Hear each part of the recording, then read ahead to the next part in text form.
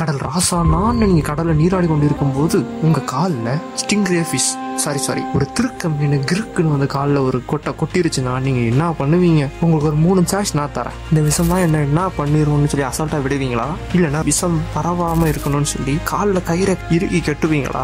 3வது choice hot வாட்டர்ல காலை சோக் பண்ணி விஷத்தை நியூட்ரலைஸ் பண்ண ட்ரை பண்ணுவீங்களா? இதுல நீங்க ஃபர்ஸ்ட் சாய்ஸ் தான் சூஸ் பண்ணுவீங்கன்னு சொல்லி எனக்கு ஏற்கனவே தெரியும். நீங்க இதனுடைய விஷத்தை அசால்ட்டா நினைக்கலாம், ஏன்னா இது 20 பேத்துக்கும் கம்மியான நபர்களை தான் கொண்டு இருக்கு. ஆனா நீங்க நினைக்கிற மாதிரி இது பாம்பு விஷத்தை விட வீரியம் குறைஞ்சதா இருந்தாலும் ஆபத்தானதுதான். அதனால மருத்துவ உதவி எடுக்காம நீங்க அசால்ட்டா விட்டீங்கன்னா 20க்கு அப்புறம் 21 நீங்க கூட மாற வாய்ப்பு இருக்கு. இல்ல மாமே, நான் 2வது ஆப்ஷனா சூஸ் பண்ணேன், காயத்து மேல கயிறை கட்டி இருக்குன்னா விஷம் பரவாதுன்னு சொன்னீங்கன்னா விஷம்லாம் பரவாது. ஆனா அதுக்கு பதிலா கொட்டு வாங்கின காலை அழுகி போய் காலை வெட்ட வேண்டியதா இருக்கும்னு நான் சொல்லுவேன்.